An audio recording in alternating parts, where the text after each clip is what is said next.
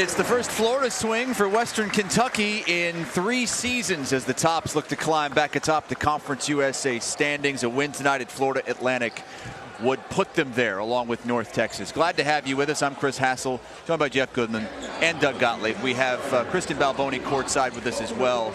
We're going to get to her in just a moment. These two teams kind of headed in opposite directions right now. Florida Atlantic's lost 3 in a row, 4 of 5 after a 3-0 start in conference play. Western's won 5 straight. Yeah, and they've really done it with Jordan Rawls at the point guard spot. A freshman, Rick Stansbury told me before the game, he's tried to find a point guard because they haven't had Kenny Cooper. He didn't get eligible. So they're playing their best basketball right now. And for Dusty May, he's just trying to stop the bleeding. They've lost a lot of close games over the last week or two. Which makes it even more important for Western Kentucky to get out to a hot start, right?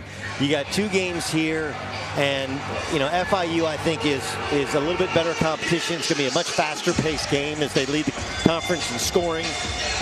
But you don't want FAU to think they have a chance. You got a chance here in the first half to stomp out any sort of initiative if you're Western Kentucky. If you want to win this league, winning 2 road games on your first Florida swing in a couple of years is a great way to get to the midpoint of conference play. Well, we got 4 announcers for you tonight. Kristen Balboni, I'm not going to call her the 4th one. She's the first member of our crew. Kristen, good evening. Oh, thanks, Chris. I appreciate that, but I bet you say that to the other guys, too. Just want to remind everyone how to get in touch with us all throughout the game. We love to hear from all of you. Actually, I would say maybe the fans are the first announcers on this crew because we love to hear from you throughout the game. Go ahead and get those comments going. We always love to start off a game by asking everyone who you are, where you are watching from. We'll be reading some of those in the next break. And you can also post on Instagram. We love showing your pictures during this game. All you got to do is go snap a photo, put it on Instagram, and use the hashtag. Tonight's hashtag is WKUVSFAU. So if you use that hashtag, you will see your picture right here. Looking forward to that, Chris. All right, Kristen, thank you so much. Check back in with you right before tip-off. Jeff, I want to start with you on this, on the Florida Atlantic side. They don't have any scorers in the top 20 in Conference USA play, but they do have a Division II transfer in Cornelius Taylor that's been pretty good leading him in scoring. Yeah, listen, they got him from the transfer portal. You know, he's at Lincoln Memorial, D2 school, having success there. But how about this? He had no offers other than Lincoln Memorial coming out of high school in Georgia and didn't even play as a freshman. Redshirted because he wasn't even good enough to play. Had about 20 Division I offers, chose to play at FAU, and what he does, he gives Dusty May a guy who can score. He can get to the basket, he can shoot it from deep. He's just a guy that when he gets going, Dusty May is going to ride him. Mentioned that the last time Western Kentucky was here was over 3 years ago on this Florida swing. Tavion Hollingsworth has started almost 90 consecutive games for this team. Even he wasn't here the last time they came here in 2016. Yeah, but you mentioned how many games he started in a row. He gives them consistency. Not a great shooter, but he's a scorer. He'll pass the basketball now, averaging nearly 3 assists a game. And I think so much of the focus this year was on Charles Bassey, who chose to return for his 2nd year. Hollingsworth has been a very consistent player. Jeff, you mentioned it. You know, they lost their point guard from last year. They kind of had him struggling early in the season. Now that's solidified. Hollingsworth has taken his game to another level. He can go one-on-one, get his own shot. I think as a 2, he's a very solid passer. He's a good defender as well. And Western, as you guys mentioned, them with North Texas, hottest team in the league. They've already beaten North Texas, and this is a great opportunity for Western Kentucky to kind of announce their dominance in the league, something that they haven't done over the past couple of years. All right, right before tip, I want to send it over to Kristen Balboni one more time. Kristen. Thanks, Chris. Tonight is a big night because it kicks off the Block Cancer Initiative for Conference USA and the Mike Slive Foundation. They have partnered up once again this year in order to raise awareness about prostate cancer. Mike Slive, as many CUSA fans know, was the former commissioner of Conference USA as well as the SEC. Considered one of the most influential commissioners in the history of college athletics, and he passed away in 2017 after his battle with prostate cancer. So over the next few months in February and March, you're going to see a lot of blue t-shirts. The guys were warming up in them today. They say Block Cancer on them. You'll notice that the coaches are wearing blue ties and they have lapel pins on as well. And then throughout the game and throughout all of the games, that will be Block Cancer cancer games. So we'll see signage and more information with raising awareness about prostate cancer. So this is the first game the initiative kicks off. As I say, you'll be seeing it a lot if you watch some Conference USA games over the next few months. And Chris, I just think what a wonderful cause for Conference USA to get behind. No question about it, Kristen. Thank you so much. As you look at Dusty May, the head coach of the Florida Atlantic Owls in his second season, and looking at the starting lineups for Western Kentucky, Jared Savage has been really good the last few games. He's really stepped up his play defensively, reached 1,000 points earlier on this season.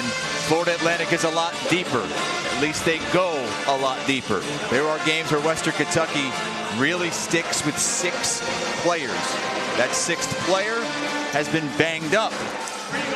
Cameron Justice, bulging disc in his back, but he is coming off one of his best games in about 5 games. Very well done with the bulging disc, right? With the always a little sticky situation when you're dancing around that topic. I think that's really, really important. Yeah, Stansbury said that Justice still isn't practicing every time out right now, but he's starting to get kind of his legs back, and he'll give him another shooter. He needs it, and really, like you said, Chris, their margin for error so small with this Western Kentucky team. Florida Atlantic wins the opening tip. We are underway here in Boca. Again, only about 35 miles north of where they're playing the Super Bowl at Hard Rock Stadium in Miami Gardens. This is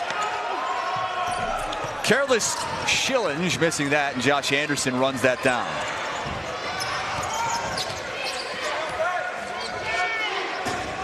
Well, you mentioned the freshman Rawls. Remember last year it was Delano Banton, a freshman, before he transferred out, who ran this team. Anderson, the jump pass into the corner. That 3 is good. And a good start for Western Kentucky. Jordan Rawls. The shooting has really picked up the last few games. I think he's getting more and more confident. Little 1-2-2 there for Western.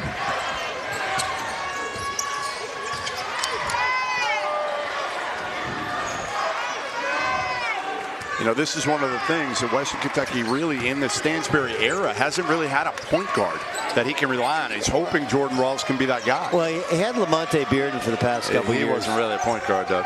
He was a point guard. He just was so erratic in terms of, at times, personality and power. I mean, he's a point guard. He just... Maybe not a reliable point guard. How's that? Yeah. I mean, Chris and I, we called a couple games, and we saw him. I know you saw him as well. And he would get suspended. He would do a couple things, and there's Rick Stansbury, who, of course, 13 successful years at Mississippi State. And there's Hollingsworth coming right down the floor, and it's 5-0 Western Kentucky. Rough start for the Owls the first 100 seconds.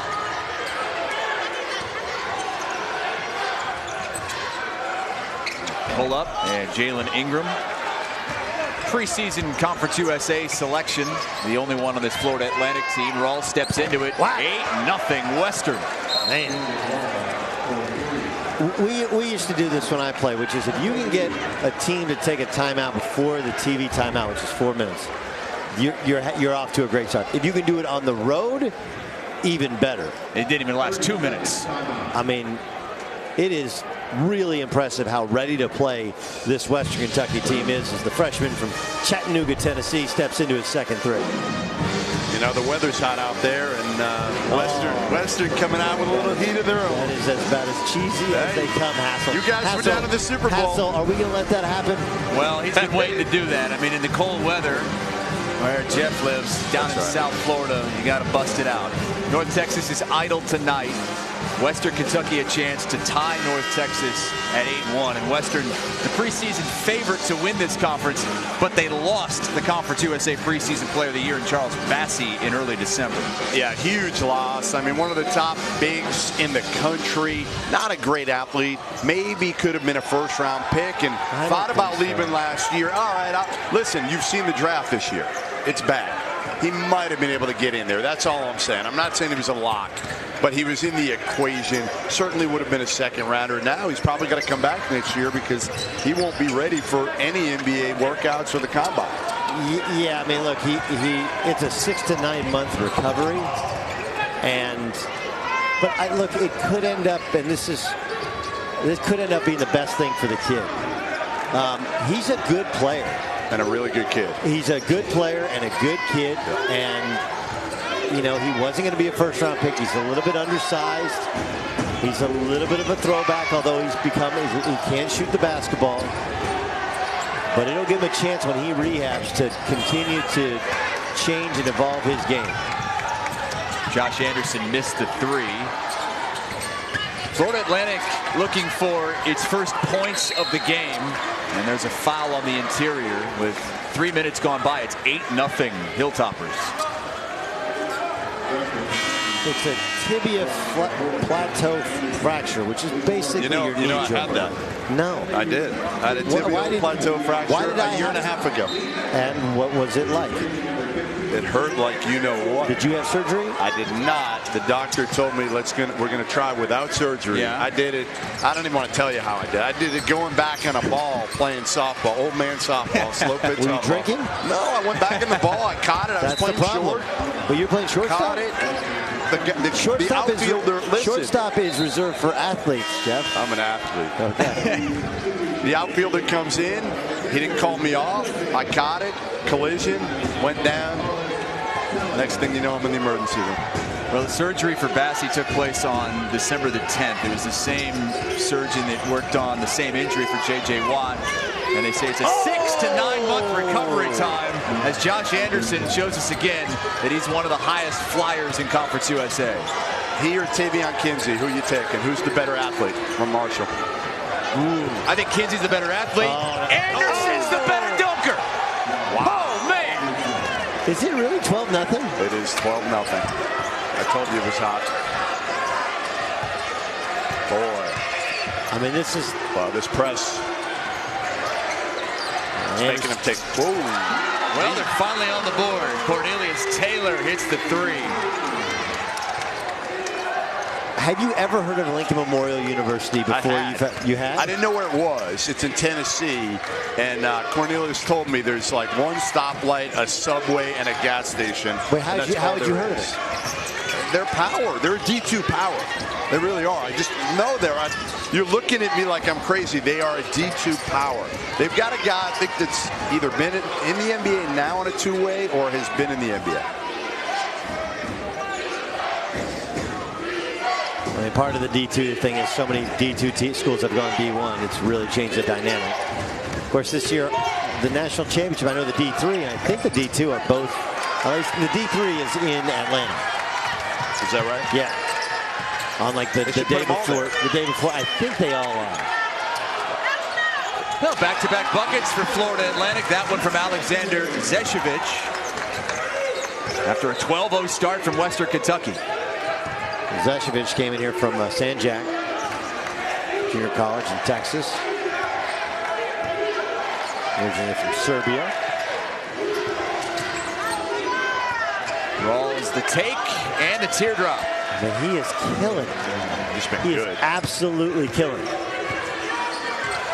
And I love this 1-2-2 press. You put your best athlete in the press. It takes Florida Atlantic completely out of any transition game. What do you do to combat this stuff? What do you do to kind of get through it? You should, in terms of get through that you're off to an awful start, or the 1-2-2? No, the 1-2-2. Got to get the ball in the middle. I mean, if you can quickly get it up the sideline into the middle, then you can attack and have a 3-on-2. Florida Atlantic is going to get it back with 6 on the shot clock when we resume, as we take a couple of looks at what Western Kentucky's been able to do at the rim. Josh Anderson, back-to-back dunks.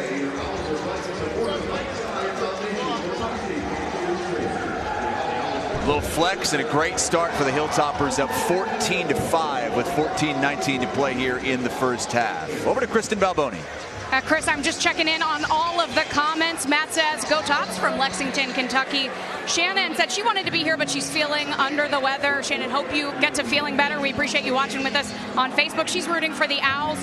Jason, how about this? Jason's chiming in. He is a Herd fan, but he says he's doing a little conference scouting. And Matt scouting smart. Yeah. That's smart. That's good stuff. I like it. And Matthew says, let's get the win tonight, Hilltopper Nation. Love the comments. Keep those coming. And speaking of comments, I want you to go ahead and comment now for your questions for Jeff and Doug. They are going to answer them at halftime. So go ahead and send in all of your basketball questions for these two guys. So I figured I would start it off for Ask Doug and Jeff. And Doug, my question is for you.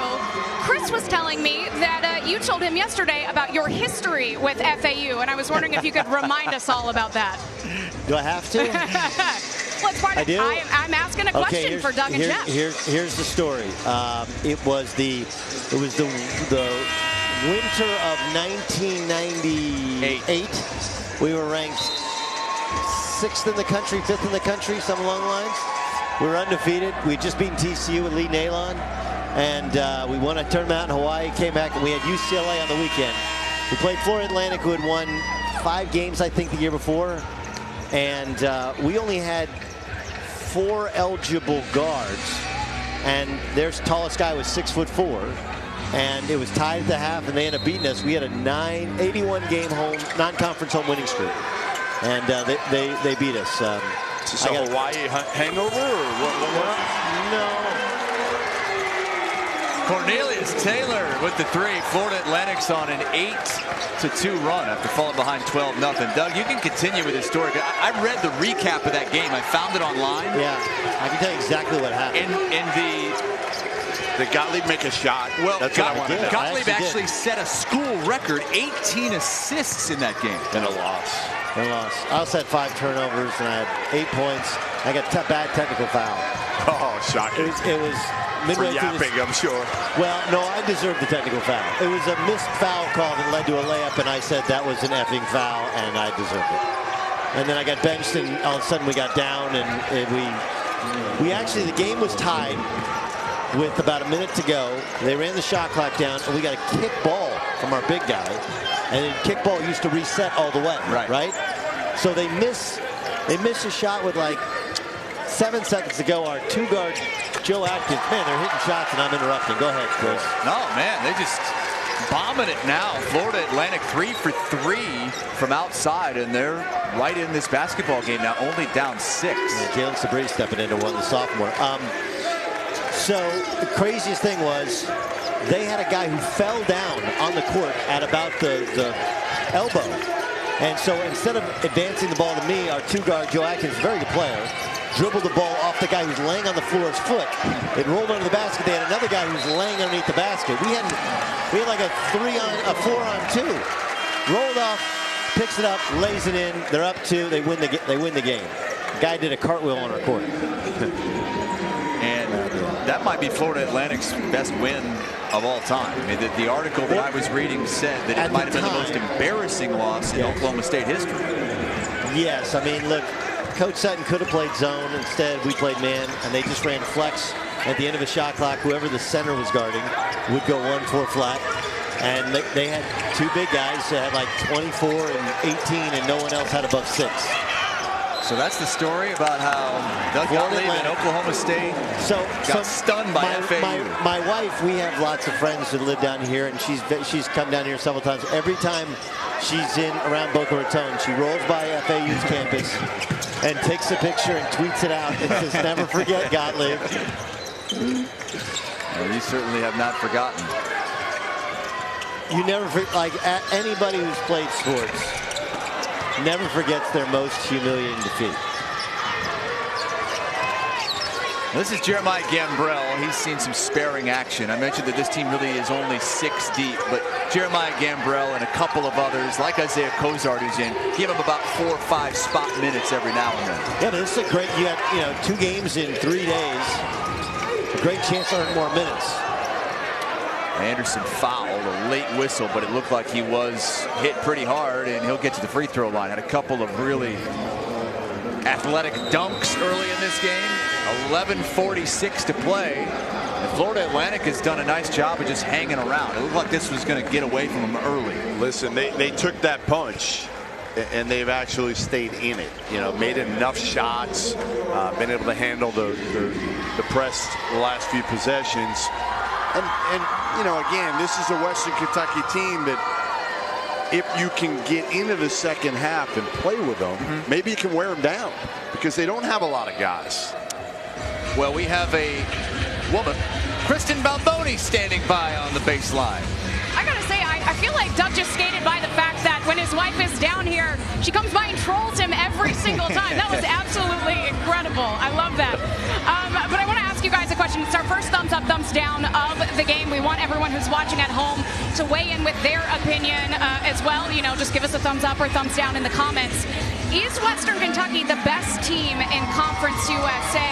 I got to say, I've been so impressed with the way that they played and the way Rick Stansberry has coached them after losing Charles Bassey back December 7th. But Chris, I know you just got to see North Texas last week up close, so why don't we start with you? Thumbs up or thumbs down? And North Texas was very impressive, but Western Kentucky has a head-to-head win over North Texas. Came from 15 down to beat them. I've seen Western Kentucky a lot. I know what I'm getting with Western Kentucky. I'm going thumbs up. So I don't know what to do here because, again, the margin for error for Western Kentucky scares the hell out of me. I would agree with one injury.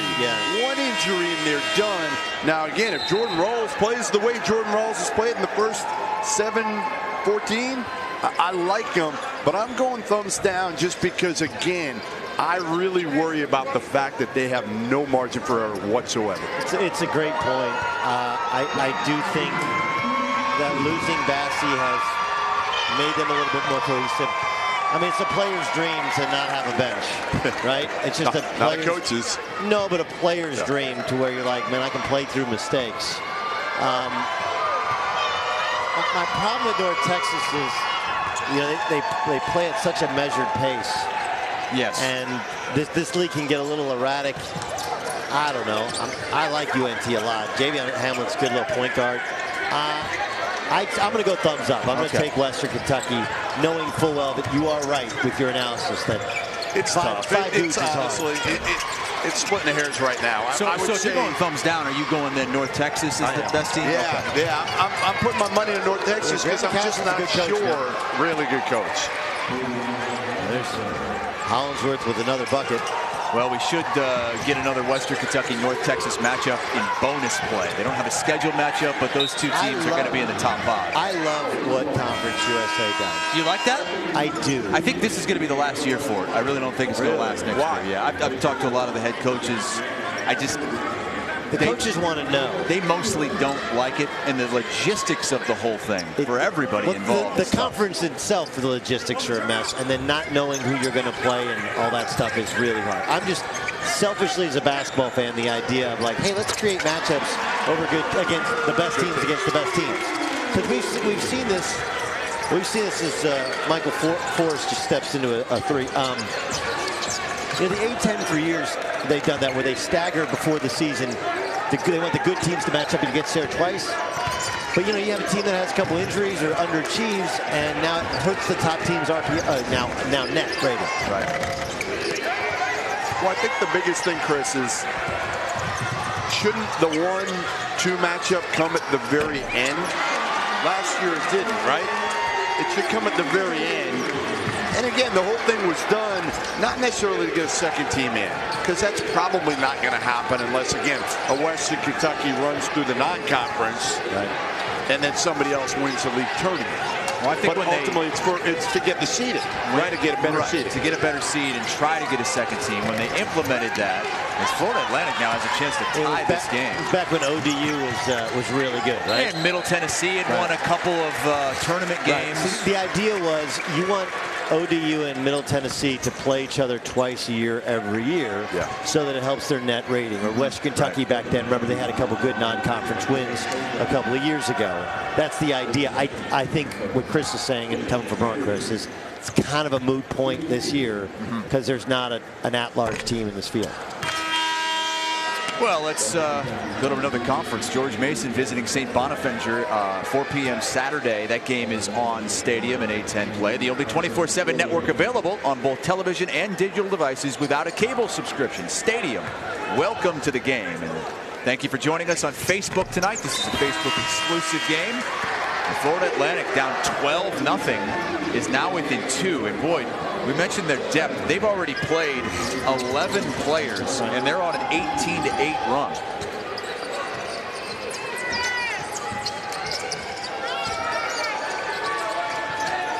There's Hollingsworth from the elbow. He's quick. He's quick. He's skilled. He's now playing the point. Do not pick the basketball up there. You guys how to beat a 1-2-2? Not like that. How many defenders are on him, Jeff Goodman, when he picks the ball up there? There were 2. No, there were 3. 4. Oh, yeah, both lines. Yeah, both sidelines. Well, he's counting the sideline and the backcourt. Got it. Midcourt line, Yep. 2 defenders. That is a no-no. Doug teaching us the game. Love it. Trying to get the ball in angle. Boy, that's a tough entry pass, and it's going to be a turnover. He had the matchup. Yeah, but for a split If you got second. it to him right away, you had to get it. You had the entry right All away. right, you want more teaching? This is every college basketball coach and assistant and even most high school coaches dribble to improve your angle, right? You got it out there in the wing. Guys fronted on the high side. Take one dribble to the baseline and throw a little bounce pass, and you got no problem there. Dribble to improve your angle. Why has the low post entry pass become so difficult, though? I mean, nobody can do it anymore. Well, nobody posts up anymore because the analytics tell you it's a bad shot. It's an inefficient shot. Let's take a look at this again, where he picks it up right at the half-court stripe. Oh, no, don't do that. 1, 2, 3, 4. You got guys everywhere. No, not the players. You guys are numbering the players. I'm talking about the midcourt line is essentially a defender, and the sideline is essentially a defender. Jared Savitz. Okay, so look, you want to reverse this ball at least once or twice, and look, that is. Florida Atlantic already has 5 turnovers in this game. One of the reasons they fell behind early. So they're attacking with a 2-1-2, which is how you attack, but Western Kentucky is matching to that. So you got to change up your numbers. Take 3 out and put 1 in the middle, like a 3-1, and have your guy in the baseline run the baseline. You got to change it up a little bit. Shot clock down to 10. And too much dribbling inside. I love the dive from Cameron Justice. It's called a jump ball. I mean, it looked like Justice smothered that ball, and he was the only one laying on it. But possession arrow will give it to Western Kentucky anyway. Mop up the condensation there on the paint here. And Justice is a perfect example of what I'm talking about. Like, you have Charles Bassey, that's 30 minutes off your team. Now, look, he's a potential pro, and obviously it hurts you skill-wise. But when you get guys that all they want to do is win, you get a couple other guys, 5-10 minutes that all they want to do is win, it's going to improve your team. Well, they're older. I mean, that's the other thing with this Western Kentucky team. You got a lot of older dudes on this team, which helps. Guys that have transferred. How many? They have 3 transfers right now, I think, on the floor. Williams, one of them. Graduate transfer, and he's been huge since the Bassey injury. Western Kentucky will keep it with 13 on the shot clock. In the 10 games since Bassey's injury, he's averaging 16 points and 8 rebounds. He transferred from Northern Kentucky. I talked to John Brannon, who coached him in Northern Kentucky earlier today, and he said one of the toughest dudes he's ever coached. Hollingsworth right off that inbound pass. And he's a bucket, guys. He's a good player. Way better off the ball. Yeah, but right now he's playing on the ball. He's doing a nice job, man. Yeah, but he's better off the ball mentality-wise, is all I'm saying. Now, no question. I think knowing that he's got a guy in Rawls that can take some pressure off, having to do both. All right, join us Saturday for our next Conference USA matchup. These Hilltoppers back in action just down the road in Miami against FIU. That game exclusively on Facebook, noon Eastern. Stadium. Welcome to the game. Kristen Balboni will be there. Kristen? That's right. So will Doug. And just a reminder that you all can ask Jeff and Doug your questions. They'll be answering them at halftime. So I figured, this is essentially my chance to ask you guys questions too, while I tease that everyone else can ask you all of their basketball questions. What I want to know from both of you guys is which team in college basketball has surprised you the most this season? Can I go first? Yeah. Go ahead. Jeff and I, we've seen San Diego State several times. I'd say the Aztecs are 22-0 now. It's not I thought they would be good. I thought they'd be better. A little addition by subtraction, some of the chemistry stuff they had last year. It's the consistency, which just we don't see it. Now, there's nobody on there.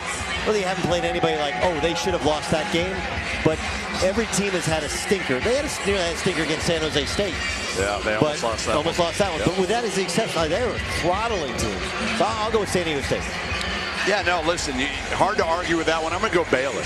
I mean, they're the #1 team in the country right now. And think about it. Scott Drew loses Mario Kegler right before the year. He kicks him off the team. He's going to be a starter, probably average 12, 15 a game. And then Tristan Clark, their best big in terms of offensively, a guy they can throw the ball to. He doesn't play anymore. I mean, he's so ineffective. So, and it's Baylor.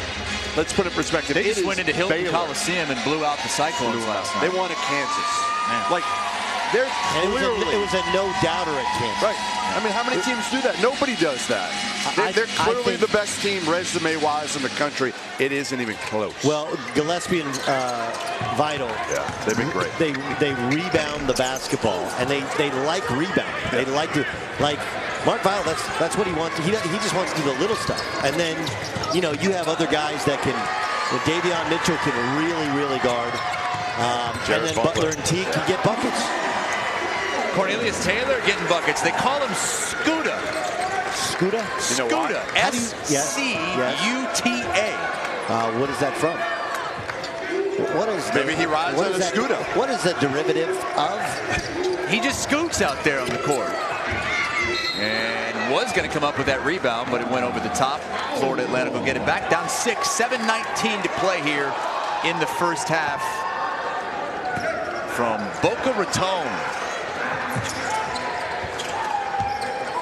Jeff, your parents in attendance tonight. That's pretty they are in attendance. Are they Del Boca Vista Phase 2? They're not. Any astronaut pens around here? My dad's birthday's tomorrow. Figured I'd surprise him. That's awesome. 78. So I surprised him today. Happy birthday, Mr. Goodman. He had no idea it was coming. I called him when I was 5 minutes away. Yeah. My mom knew I was a few minutes away. Called him. I'm on the phone with him as I walk up, and he's outside just sitting out reading, and I tap him on the shoulder as we're talking. That's great. And he did one of those oh my God, what's going on? So pretty cool. Wow, that was a great pass to Mitchell Forrest, who lays it in. We've got a 2-point game here. Now we're getting to kind of some of the problems that Western has in terms of personnel. You work in too much of your bench, and this will come back and bite you. Florida Atlantic started 1 for 6 from 2-point range, but they've made their last 3. Most of their scoring early in the game was all from 3-pointers, but a little more balance. Look, with the exception of the North Texas game, none of these games have really gotten away from FAU. You know, the Old Dominion game wasn't the 10-point game that the final score indicated. The rest have been 1 or 2 possession games. Yeah, lost by 3 here to UAB last week. Lost by 2 at Charlotte. Yeah, Gulf Coast, they lost in overtime. Bonnie's, they lost. St. Bonaventure, they lost at home here. It was by 7. Hollingsworth misses that. A couple bad offensive possessions for Western Kentucky, and FAU can tie it or take the lead for the first time in this game. That was a good move, but could not finish. But Schillich, Carlos Schillich, tied for the first time since it was 0-0, and Hollingsworth travels. I don't think he traveled. He's saying I get 2 steps. We mentioned the turnaround, kind of blocked, and then big fella gets it back, flips it up and in. Struggled a little bit this year, and Dusty May said that's kind of the difference. Yeah, coming back, just not quite himself, and that's one of the issues they've had this season. There's a cutter. Forrest will go to the line to try to take the lead for FAU. I didn't think that would be possible when it was 12-0 and Josh Anderson was dunking on the entire city of Boca. I mean, had they not missed those 2 extra points, it would have been 14-0. It was 12-0, and if you just turned in here on Facebook, you're sitting there what's the big deal? This was an epic beatdown for about the first 4 or 5 minutes. And there appears to be a shaken up Carlos Schillens over on the FAU sideline. It looks like a left ankle, perhaps, sitting on a trainer's table. FAU now on a 10-0 run to take a 2-point lead. It's very impressive. You know, here's the thing, too, with FAU. They've got a coach in Dusty May who is even-keeled. So even when they got down, like they did, he's not a guy, again, who's going to be so emotional, so fiery. Just kind of stay the course, and I'm sure that's what he told him. Carson Williams, Owenston, Kentucky. Undersized center doing work. 6'5", setting the screen. Hollingsworth thought about the three. Now takes it, steps through, and gets the bounce. He turned down an open transition jump shot. And that was a fantastic move, but I mean, he's expending so much energy at the offensive end. Here he is getting the rebound. And he's bumped and fouled. And he's literally been on the floor the last 4 possessions on offense. He's an Iron Man. And look at that move by Williams here. Great pivot work.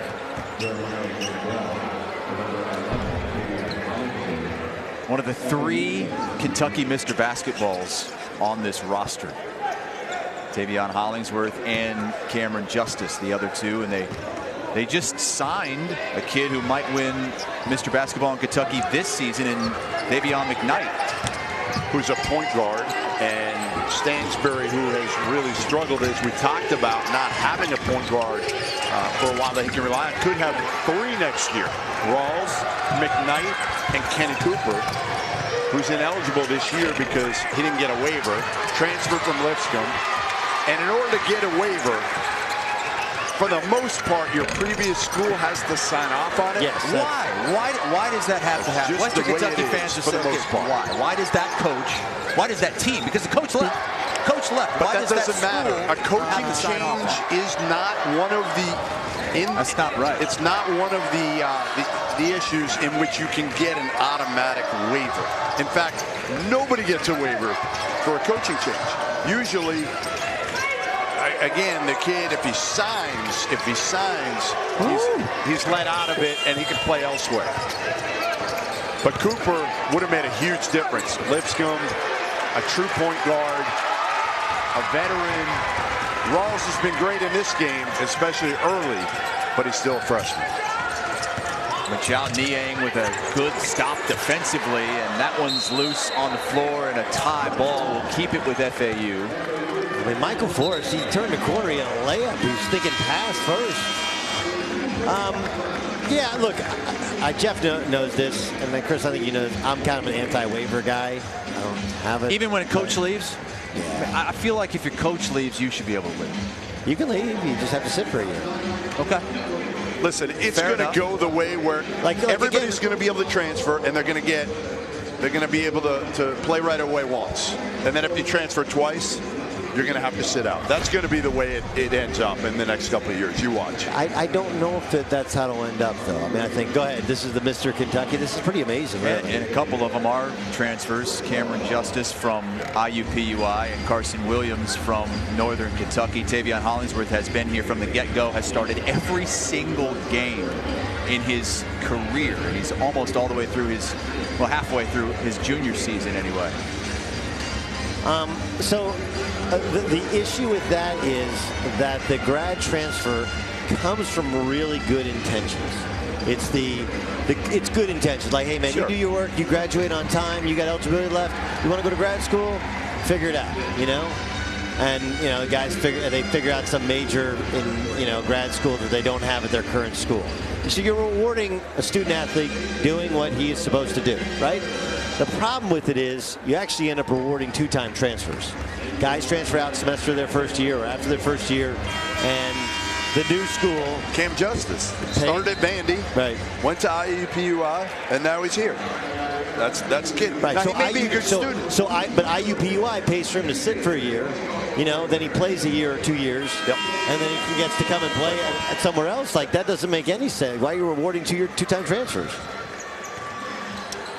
Well, you're watching this game exclusively on Facebook thanks to Stadium, your new way to watch national sports. The only 24/7 network available on both television and digital devices without a cable subscription. Live, classic games, daily live studio and original programming. Just check your local listings or go to watchstadium.com. Stadium, welcome to the game. And welcome elevator play to Boca. Yes. That one goes out of bounds. It'll stay with Florida Atlantic.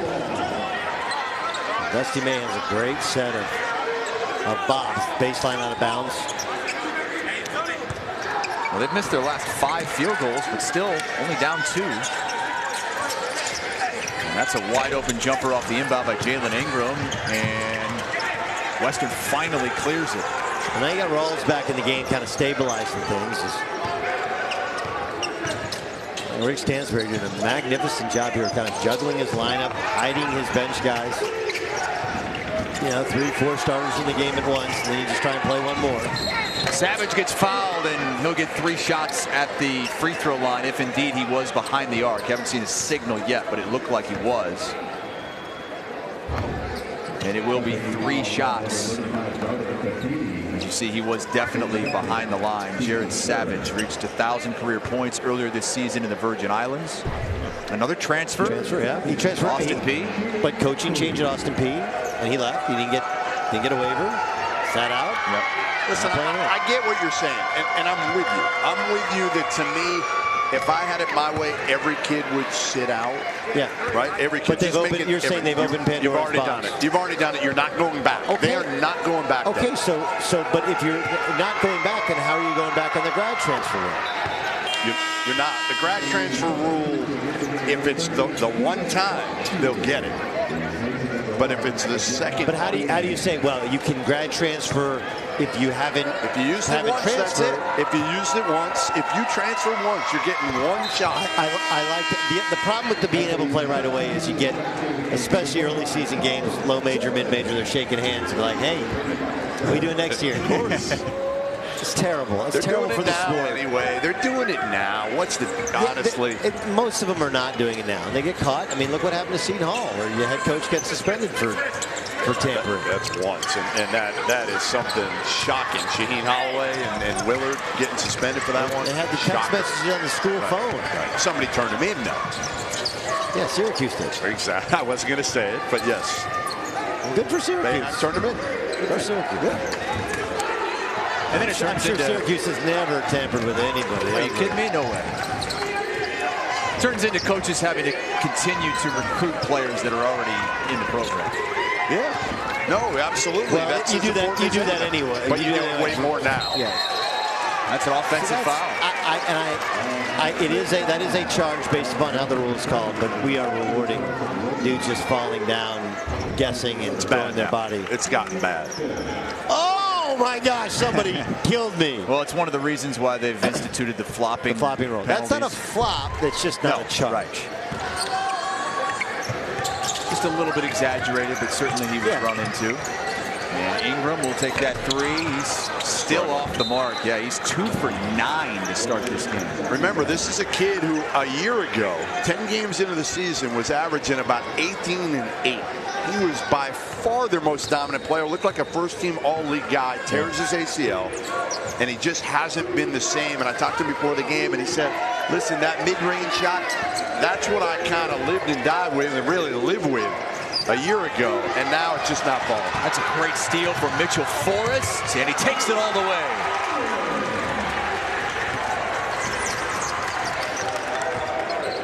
Gotta love his game. He has 9 points to lead FAU in scoring.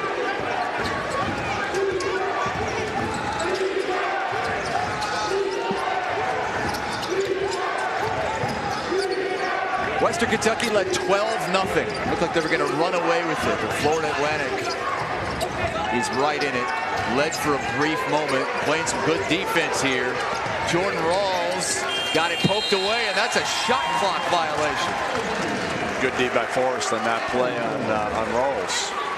Right up in him. I kind of thought that was Williams' fault. He's got to be aware. He caught the ball on a pick and pop. And even though he missed his last 3 with 5 on the shot clock, what are you doing passing to Rawls and going to set a ball screen? And look, Dusty May has done a really good job here. Their ball screen coverage has been excellent, excellent. Their struggles were with the 1-2-2 trap.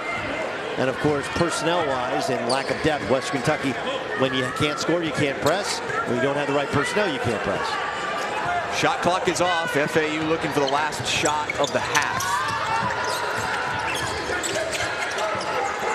And here's Forrest with 8 seconds. A little hesitation. Oh, got it swatted by Savage. Savage block.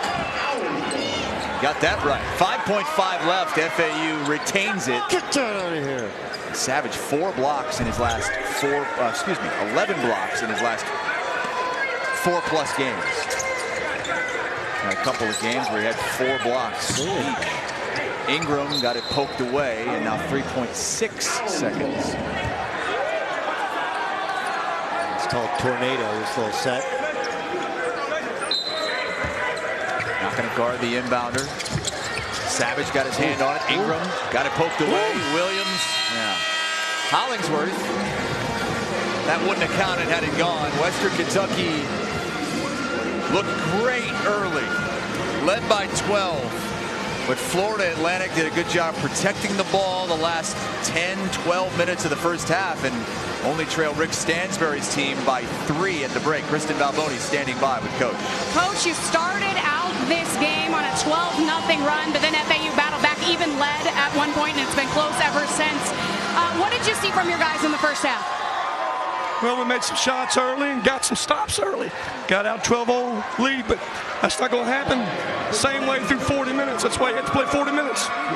Speaking of that, you've told me many times that this team has no room for error. With that in mind, how do you maintain the lead in the second half? Well, just keep trying to find ways, do what we're doing. You know, I thought Carson got a little tentative on shooting a 3-point shot, and he missed a couple. Keep shooting it. That's your advantage. Keep shooting it. So, you know, we know they're a good team. They're very capable of making a lot of threes. When they make threes, they're hard to beat here. All right, Coach, thanks for the time. That Carson Williams, averaging 16 points per game in the 10 games since the Charles Bassey injury, has just 2 points on 1 of 4 shooting from the floor. And Western Kentucky's only up 3 at the break. At what point in time does Rick Stansbury actually have his voice? Not before, during, or after a game. I can really promise you that. Right? Is it like, is in the there summer? Do you call him in the summer? In July, he's good. But then he's making phone calls for recruits, though, right? He's good. He sounds good. It's like August, you go by there, and he's got this deep, bellowing voice. A deep southern voice, and he starts. My dad. Now it talks like this. It's like, man, I'm Goodman. I used to hate Goodman. Now I like Goodman. Gottlieb, not so sure about. No, you missed it before. My dad's got the heavy Boston accent. Yes. He's talking to Stansbury. Yeah. He didn't understand a word. Neither one understood a word. They're ships passing in the night, right? Classic. Well, Doug's doing his radio show down on Radio Row. I've been down there as well. It's only about 35 miles south of here in Boca. The Super Bowl just 3 days away. We go back to the studio. Dave Ross has a preview of Super Bowl 54. Back here in Boca, where Florida Atlantic has stayed in this game despite falling behind 12-0. Only a 3-point deficit against Western Kentucky. The Hilltoppers, with a win tonight, would tie North Texas atop the Conference USA standings at 8-1. It would be their 6th consecutive victory as they are down here in Florida for the first time in 3 seasons. Can we get my dad on for his birthday? I'm glad to do this. Absolutely. Happy birthday to my dad right here. Papa Goodman. There he is. Happy 78? 77 tomorrow. No, I gave him one more. I think I got it wrong. He said, I think I said 78. Shocked. I said, were you surprised to see your son? He said, I was shocked. I was shocked to see him. All right, 77. I'm 77 for Christ's sake. You don't know my age, Jeff. I think my mom told me it was 78, so I'm gonna throw my mom under the bus. Oh, jeez. 77. The fact that he can remember he's 77. I feel he doesn't look a day. He doesn't look 77. He's in better shape than you or I. He's in better shape than you are. Easy. Well, he's got the Boston accent. I'm guessing he's a Patriots fan. It is thick. He is a huge Patriots so he's not going to be going to the Super Bowl down here in Florida because the Patriots aren't in it. We will. Doug and I is going to be at Radio Row doing his radio show tomorrow. I'm going to be at the game as well.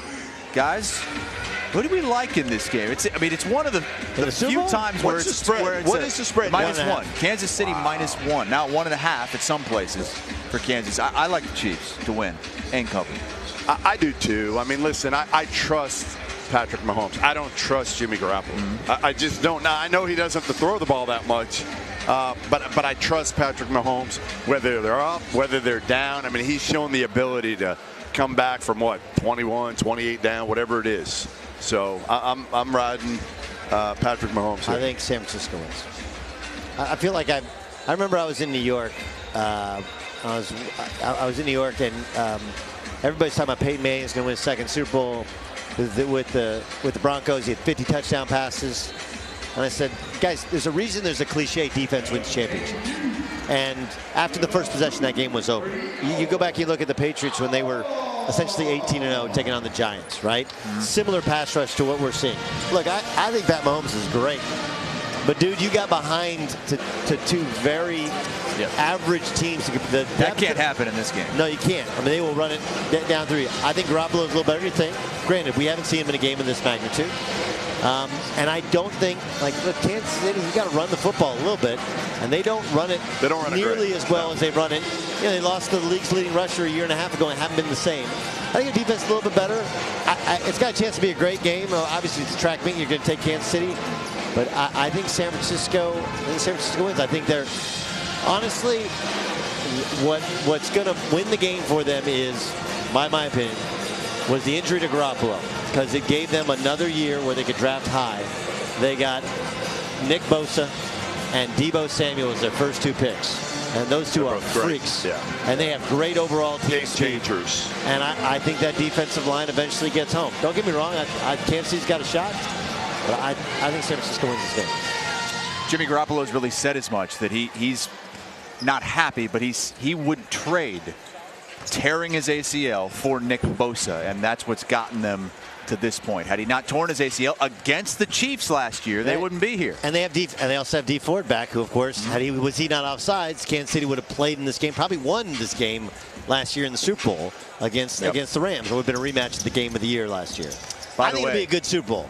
There's a ton of Conference USA players in the Super Bowl. I think we have a graphic to show you. Conference USA alumni just on the Chiefs roster. And a couple of Middle Tennessee players, including Darius Harris, Deion Yelder from Western Kentucky. Florida Atlantic has Keith Reeser, even though a couple of these guys are on injured reserve. But there are, I believe, 11 total players in the Super Bowl from Conference USA. Nick Mullins, remember when he came in last year, just went crazy for the 49ers at quarterback when Garoppolo was out. So Conference USA very well represented in the Super Bowl. Super Bowl 54, which is 3 days away. We have some questions from people on Facebook who are watching the game. Let's go. First one from Bonnie. Why don't coaches wear school colors at the games? They usually do. Some do. I mean, most of them do, whether it's a tie or whatever. It's usually, yes, I mean, if you're Bruce Pearl wears the jacket. Okay, so who's not wearing school colors? I don't understand. Tonight's a little bit different. It's a block cancer initiative, so there's a little. But it's still relative. It's red, white, and blue is their colors here, and he's wearing like a blue suit, and the tie has a little red, and I think, and blue. Yeah, generally they will wear their school colors. Almost always it's the ties, right? Like my brother, when he was at Cal for 6 years, so he's got all blue and yellow ties, right? No red ties at all. Then he goes up to Oregon State. I think it's his 5th or 6th year there. Now it's all orange ties, right? Hey, dude, you need a blue and yellow tie. I got plenty of them. I can't wear them anymore.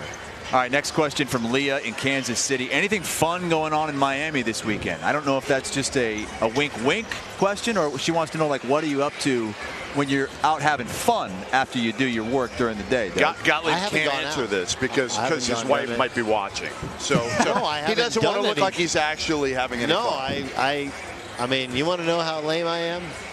There's a place called Prime 112. It's generally considered the best steakhouse in Miami, right? So went there last night, and then they're getting ready. Guys ordering dessert, and I feel terrible. And I looked up. I went and took a yoga class at 8:30. What? Sweat that sucker out. Yeah. Had a couple drinks. What about you? Anything? I was out last night until about 2 a.m. in Miami. Really? Oh yeah. Where'd you go? Really? I was just with the company, so it was a little company party down there. It was nice. It was good times. Next question from John in Louisville. What's your favorite Kobe memory? Mine's different. I'm friends with Kobe, and there was one night at Javier's in Crystal Cove, which is down south of Corona del Mar on the way to Laguna Beach, where he texted me like, "Hey, you want to go get drinks?" And we just talked. So wait, you're telling me in your phone you had Kobe's number in your phone? Kobe's number now. Wow. I mean, it doesn't. How long ago was this? The night that you? That was a year. That night was a year and a half ago. But like we exchanged texts, and his program Mamba. We talked that night and other nights. We talked about how to teach basketball and how we both have kind of a similar philosophy. The program that Gianna was a part of. Gianna started playing basketball. Actually, one of my daughters was asked to play on the team by Gianna. Gianna's a sweetheart of a girl. My daughter's like, I'm not that good at basketball. They played a tournament. They got beat by 40. And Kobe's like, we're not playing any more tournaments for 6 months. We're practicing 5 days a week. If you're in, you're in. 5 days a week. Wow. We're going to run triangle. We're going to teach you how to pass, how to shoot, how to dribble, how to pivot. And they came back and smoked that team by like 40 the next time. I think they beat them by 80 this year. And it's all the same kind of group of girls. How bad did this hit you then? How hard did it hit you from a? The thing with me was my daughter lost one of her closest friends in the accident. So another girl, Alyssa Altabelli, whose dad was a baseball coach at OCC. So and there's a vigil right now at the park down the street from our house. So this has been a tough week. I mean, look, Kobe. I didn't like Kobe as a player. I was an anti-Kobe guy. But I thought he could be selfish. Could be very divisive. I know he's hard to coach. Everybody loved his competitiveness and his work ethic, his use of the pivot. He's a brilliant guy. But the more I got to know him, and I think he kind of evolved as a guy, I found him to be a really good person. Found him to be a good person. I would vouch for him as a guy. So intelligent. Had just a way about him. The thing I loved about him, and I didn't deal with him a whole lot, but when I did after games, was there was just no BS with Kobe. He said it the way it was. He didn't care. He didn't care who he offended. Yeah, but he did this thing late in his career that I didn't love, where he would throw in a curse word, just kind of get your attention.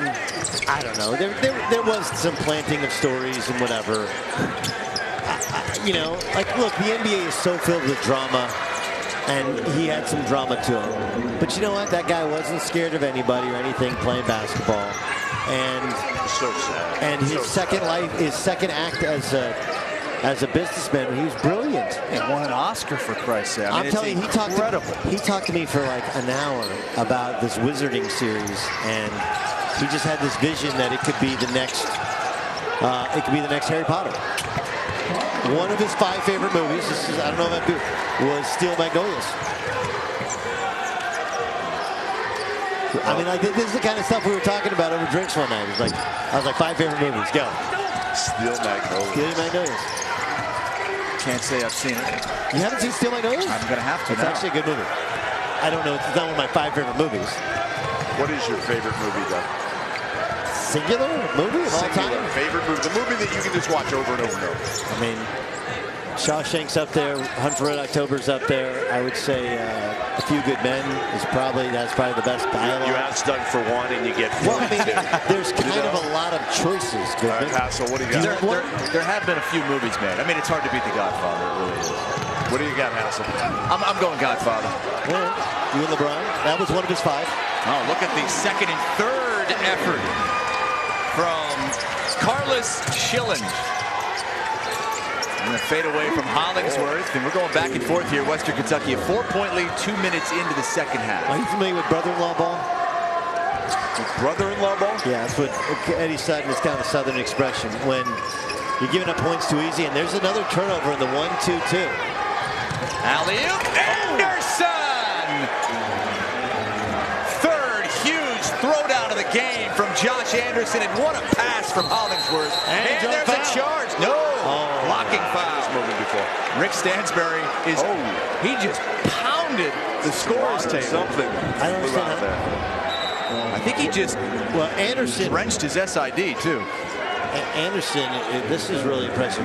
Josh deflected the basketball and then just starts sprinting to the wing and catches the lob. I hope he doesn't watch this back and hear that I said that he wasn't the best athlete in Conference USA. He might have heard you. don't worry about that. Tavion Kinsey, I said. You put him at number 2, aren't you now? I might have to drop him down. Might have to drop Kinsey down to 2, Anderson to 1. Anderson's the best dunker, there's no question about it. Richardson may trade with the trade. I think Kinsey might be the best pro prospect. That's good. That's good call. No doubt. Especially with Bassey hurt. A bunch of NBA scouts at every one of his games. And here's Anderson right now. 3 big dunks in this game. Those are his 3 baskets. Hollingsworth zigzagging underneath. Boy, he just finds every nook and cranny, doesn't he? He's so small and shifty. And, I mean, what do you think he weighs? $160? I think he's listed at what? He's listed at 165. It was a really good set, and he's just trying to attack the big, who has no chance. No chance. Can't move his feet. And gets to the free throw line. Hollingsworth leading all scorers with 12 points. Western Kentucky does damage at the free throw line. They have made 73 more free throws than their opponents have attempted. And that's one thing that Rick Stansbury always harps on, is just getting to the free throw line. It's not sexy, but it works. So when you and Stansbury good now? Yeah, we talked it out. We've always been good. No, Listen, come on, we bro. have. I'm telling you. I am telling you, I've never had a bad interaction with Slick Rick. Never. You're calling him Slick Rick. What is wrong with that? What is wrong with that? Lies? No, I'm saying the guy. Listen, he's the only coach in America. I'm telling you, when he shows up at an AU event, coaches will tell me all the time, when they see Rick Stansbury, they're out. They just leave the gym when they see Stansbury. I'm telling you, he is more intimidating as a recruiter than John Calipari, when he was at Mike Krzyzewski, he was at A&M as Leonard an assistant. Hamilton. No, Right? he was at A&M as an assistant after he lost the Mississippi State job. That's where they got all those players. Well, you know who we had at A&M committed? Mitchell Robinson, Sure. who never ended up here. Yeah. Remember, it came, left, came back, and then I broke the story from Venice, Italy, when That's humble brag. Beautiful move. When Mitchell Robinson left for good. I'm in Venice, Italy. On a gondola. My wife is ready to kill me. Well, it's a 1-point game. Florida Atlantic just hanging. Could they potentially stop Western Kentucky from grabbing first place? Williams going to get to the free throw line. That foul on Schillen. So Williams is from Owenston, Kentucky, which is population 1,327. That's a small town. That is a small town. Kristen Balboni was able to speak at halftime to Dusty May, the head coach of Florida Atlantic. Kristen.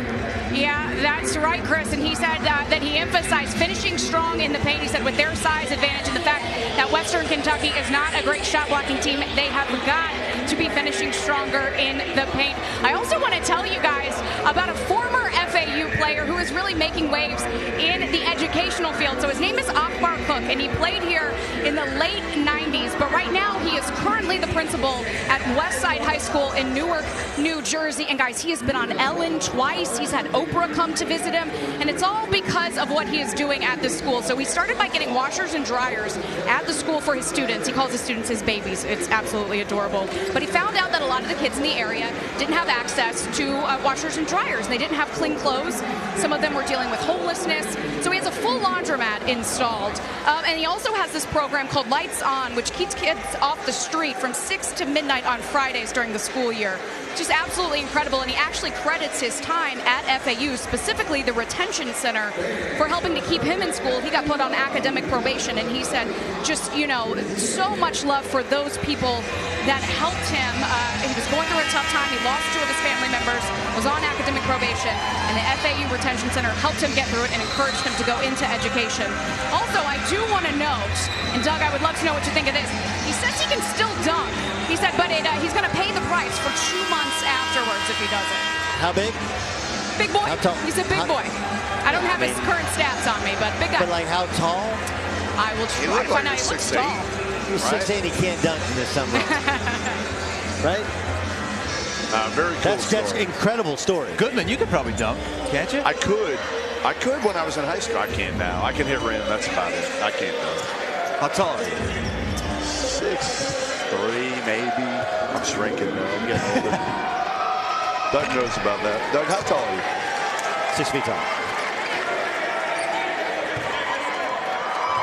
What was your vertical, Doug? Standing was like 37. That's not bad. Yeah, it's pretty good. It's better than that. Work with Martin Murnovich. Athleticism was not my issue. What was? Other than your shooting. That was it. That was it. Yeah. In your mouth. No, I was really shooting. I mean, as much as I was opinionated. I mean, I knew how to lead and how to motivate guys, and how to, How much trash did you talk? Very, very little. Really? Yeah, I wasn't really a trash talker. Now, if you talk to me, I'll talk back. That wasn't my bad. Ingram short on the 3, and Hollingsworth tips that to himself. 14 points, 4 rebounds, 3 assists for Hollingsworth. I like to talk, but not necessarily trash. There's a difference. Do you think Rick Stansbury can get another job from here? Do you think this is his spot? He's 60 years old in Western Kentucky. Do you think this is where he finishes? Yes. Yeah, I do too. There was a moment there I thought if he got it going and won quickly, but this is year 4 for him, I think it'll be tough. Oh, my. Anderson Not is the best athlete in Conference USA. highlight real night. It's like he steps 3 on big dunks. It's like he steps on a trampoline. Watch this. It's like go gadget, like boing. His head or his hand hit the rim. Something hit the rim. If he could shoot, wow, he'd have a chance. Maybe a 2-way at the next level. If he could shoot. Well, he's 47% for the floor, but a lot of them are dunks. Yes. 31% from outside. I mean, he's got ridiculous sprint. I mean, he was a consensus 4-star recruit, top 60 in the country. Huge get, but the big Can you imagine him in a football uniform? Yeah, Throw it up to him in the end zone? He just bounces when he walks. Speaking of which, Jalen Ingram from FAU. Yeah, no, he used to be a freak athlete before the knee. Look at that. Wide receiver in high school, offers by everybody. Almost went to Florida State. Well, he should play tight end when he's done. Florida Atlantic has retaken the lead. Western Kentucky's led for about 95% of this game, led by as many as 12 in the early moments of the game. Anderson's got to get a couple of free throws. 1 for 2 at the line tonight. This game is way more entertaining than the game I saw last night. Now, which game was that? Memphis at UCF. You went to Orlando? You drove to Orlando? Yeah, it was like 57-55. I flew into Orlando. Took my nephew, who's a freshman at UCF, to the game. Has Memphis rebounded? You're the family man. What's going on with Memphis? I mean, I know they lose the big man, could be #1 in the country, #1 in the NBA draft, but they've had some really head-scratching losses. Lost by 40 to Tulsa. And then they blew an 11-point lead with about 6 minutes left to SMU at home. That was a big one last night for Penny Hardaway, and they had a kid, Lance Thomas, who was like, I don't know, 2 for 18 in league play from 3. He went nuts last night. Great pass from Williams to Hollingsworth. And the putback, no good from Savage.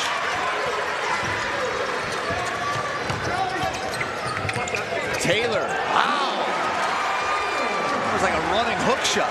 It's crazy how Florida Atlantic has recovered from that start. Because now, Western's playing their starters, and they're matched up toe-to-toe. And they're going to wear down, potentially.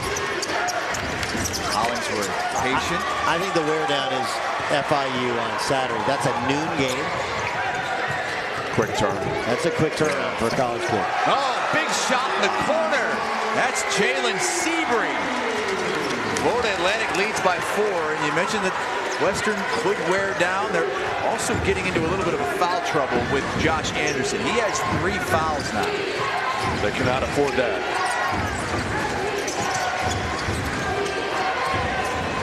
Hollingsworth gets his man in the air and gets the roll.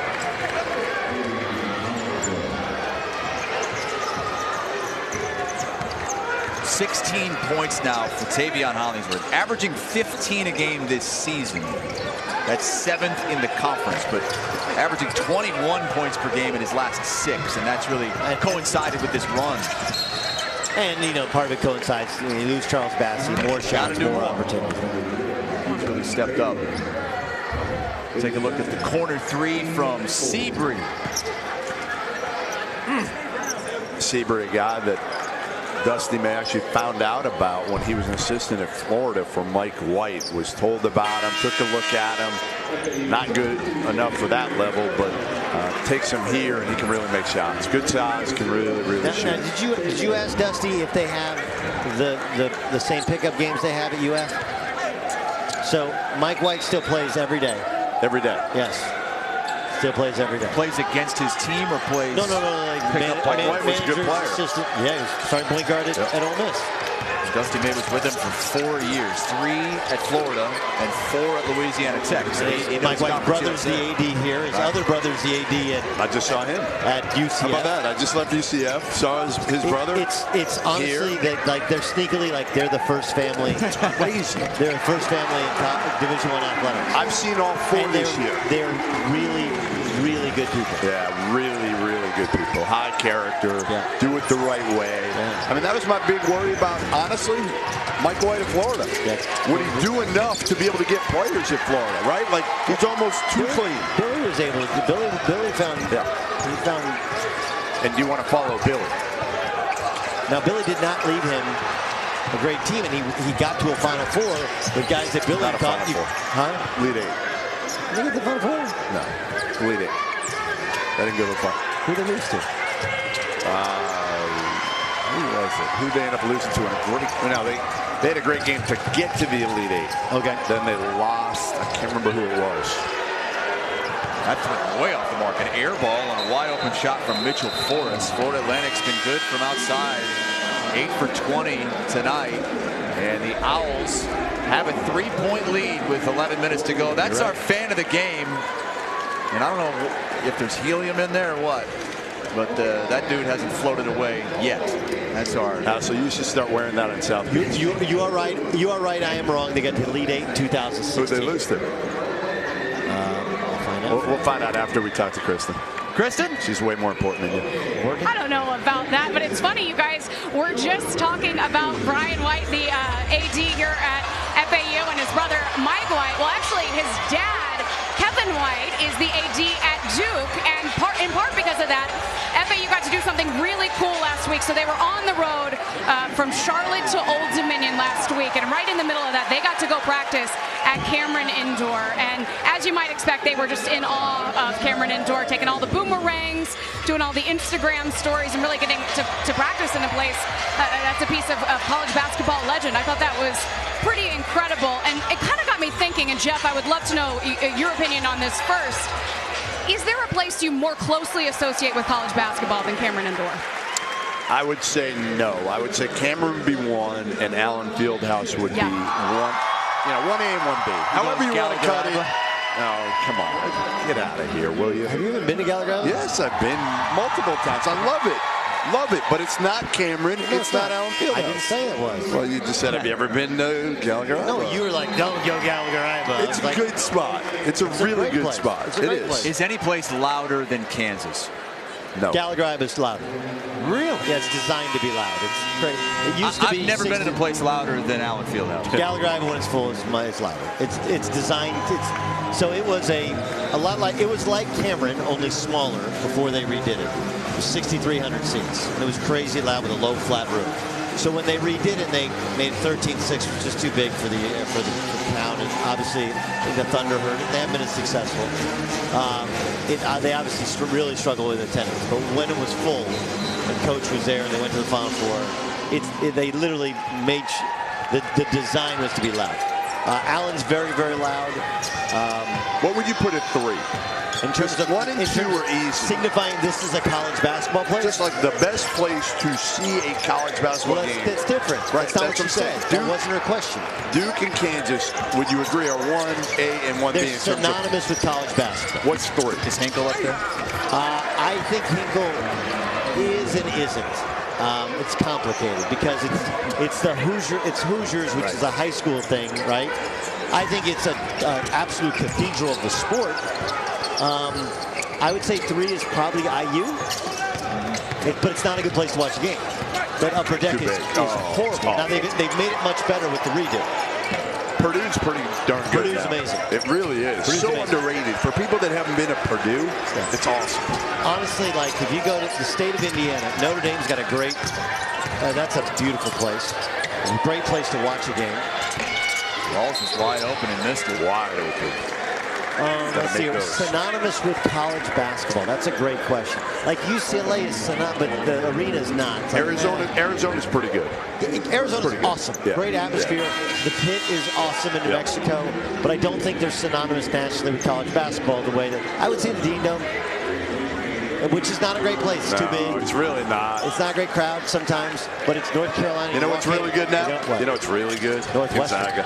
Gonzaga's really good now. Every year. Northwestern is about as good as place. If like if you have an athletic director who's going to redo a place, check out what Northwestern did. That's utter perfection. Hey, tomorrow we have more high school hoops on Stadium from South Carolina, West Ashley, and Fort Dorchester. Dorchester. You can catch the game at 8:30 Eastern time on Stadium. Dorchester. Probably don't say it that way down in South Carolina. No, they say it that way in Boston. That's how Jeff Goodman's dad pronounced it. No. Dorchester, Worcester, Worcester. Worcester. Why is it Worcester? It's just When Worcester. It's spelled Everybody screws Worcester. it up. It is. Worcester. So wouldn't it be Duster? No. Spelled Dorchester, just like Worcester. Worcester is Worcester. Why isn't it Duster? I don't know what to tell you. Makes no sense. All of a sudden have an inkling for some Worcestershire sauce. Hassel, are you familiar with what you call a grocery cart in New England? A grocery cart? It's a carriage. It's a carriage. A carriage? Yes. A carriage. A water fountain. You know what a water fountain is called? A bubble. A bubbler. A bubbler. Am I wrong? No, you're right. You're right. Some weirdos. Gottlieb's been doing his homework. I lived in New England for 9 years. You dork. Connecticut. It doesn't count. That is definitely New England. Count. I was It's not there for 4 years. Jared Savage short on that three. And here comes Ingram. Got that big brace on the left knee from when he tore his ACL. Look out. Is this going to be the fourth poster? Whoa, he man. jumped over him. Is he okay? Yeah, he's fine. He jumped over him. He is a freak. Like, he's worth the price of admission just to watch him tonight. He jumps over it. He barely got clipped. Had the mouthpiece just hanging out. Yeah, there's somebody behind us who thought that wasn't a foul. I think that was the fan of the game. He said throw the flag, the challenge flag. In what world is that not a in what world is that not a foul? Like what planet? It is a different world here down in South Florida. Look at the last 11, again coinciding with the Bassie injury. Anderson has stepped up. He really didn't see a ton of playing time early in the season. I was surprised I saw them against Louisville. And he made a difference in a comeback. They made it a little bit closer, and that was kind of when he started his better play. You know, I think Rick Stansbury, from talking to him before the game, wants to see a little bit more work ethic out of Anderson. Yeah. You know, a little bit more, and he's seen it every year a little bit, but kind of that light to completely come on and just be an absolute beast out there and play hard, like he's really done tonight for the most part. And he's a junior, a year left, and a foul was on the floor. Rick Stansbury led Western to consecutive 20-win seasons. They just haven't gotten over the hump. Back-to-back losses in the conference championship game. They haven't been to the NCAA tournament under Stansbury. Last time was 2013. Why didn't they just put Slick on the ground? Dude, I'm like, you sit here and go like, oh, we're good. You're calling him Slick Rick. We're good. You tweet out, the smart money's always on Rick Stansbury. That was not a good pass. Holy cow. He's like, my bad. You don't have to do my bad when you throw it. Everybody knows it's your bad. My bad. That was on me. Man. Which quarterback does that most remind you of, Hassel? Is that a Blake Bortles? It looked like Lamar Jackson at that accuracy combine. Oh, my gosh, right? Was he that bad? Oh, my God. God. It was terrible. At the Pro Bowl, it was brutal. Yeah. I still want to see if Lamar Jackson's going to be that guy every year. I'm not buying it. I don't know if I'm still not buying worried. it. Teams figure you out. They will figure you out. Corner three. Yes, sir. Mitchell Forrest. Forrest is the one who threw the ball into the fourth deck. And Anderson got out late, didn't close out. That was a skip pass, wasn't it? Skipped everything. Anderson thought about the three. Still playing out there with the mouthpiece dangling, a la Steph Curry. And that's something that, that you mentioned earlier. He could do that. He might be able to play professional. Yeah, I didn't think he doesn't even need to do that. Right. Like he just needs to be where he can catch and shoot. But one of those a game, NBA guys see that, they're gonna be like, whoa. Well, then they'll look and they'll go, well, why didn't he play? That's a beautiful drive. I think you got some fans in North Texas might be watching right now. Rooting on Florida Atlantic. North Texas a half game up on Western Kentucky, not playing tonight. So when you did your North Texas game, was that the Super Pit? It was first time at the Super Pit. It was your second largest crowd of the season. Still not huge, but about 3,500 or so. Ren Baker's done an amazing job as their athletic director at North Texas, and they just opened a new indoor facility for football. The football stadium's great. The facility's fantastic. Follow-up from Schilling. He's been solid tonight. Plays hard. You can tell he's limited. Carson Williams certainly trying to take him out in the perimeter. You know what, Jeff? I do question your basketball knowledge at times, but I think you nailed it in that if you watched at that timeout, whether it's body language, they look tired. Western looks tired. They're only playing how many guys, though? I understand, but and when they're pressing, and I know that's the way he wants to play. But when you're pressing like that, it's going to take something out of you. Well, they have 3 players who have played over 30 minutes in this game: Savage, Hollingsworth, and Williams. Over to Kristen Balboni, who's played all 33 minutes of this one. And boy, am I tired too, I'll tell you that. No, just kidding. We have been asking you guys all game long to send us your pictures. We love showing these at the break. You're using that hashtag WKUVSFAU. Let's take a look at some of these. Ritter Tom in Wyoming says, go Toms. And we appreciate you checking in on the game all the way from Wyoming. And I like all the gear you got there, no doubt about it. Oh yeah, doggies. Now this is adorable. Now I gotta say, when we do these games, we get a lot of dog pictures, which I love, as everyone knows who has watched any of these games. I don't know if I've ever seen a dog with sunglasses on in one of these pictures, much less the aviators. Well, Kristen, he wears a sunglasses tonight. Yes. Caitlin on Facebook says, y'all haven't shown my dog on air. It's making me sad. Caitlin, I don't know if these are your... I'm guessing she said one dog, so maybe this is Caitlin's dog? Oh, we had to use dog. Look at that bow.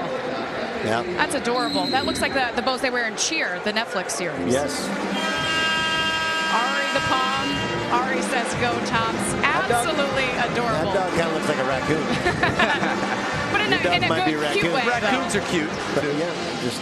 Well, Caitlin, I hope we show Caitlin's dog. I hope one of those is Caitlin's dog. But hopefully, just seeing dogs in general brightened up her day.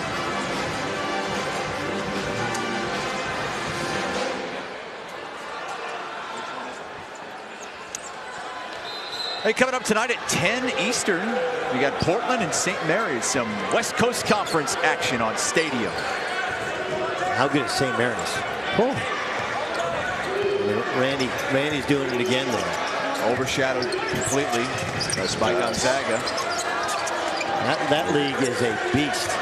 Absolute beast. When you have St. Mary's and BYU, and they're not really in the conversation of winning that league. Another tip-in. All of Anderson's buckets, or at least all but one, have been right at the rim. He has 15 points now. Gonzaga does travel on the road to Santa Clara. Another, there's 3 levels to the top teams in that league. You got Gonzaga far and away the best. When Yoli Childs is healthy, put BYU there with St. Mary's. And then that next level is you got Pacific's good. Santa Clara's good. San Francisco's pretty good. That was not a good shot. And it was at the end of the shot clock. Western Kentucky a chance to tie or take the lead. We're getting down to it now. 5.5 to play. Western Kentucky's 5-game winning streak on the line. Tell you what, Dusty May's done a great job with this program in year 2. The blow by, as someone would say. I mean, think about it.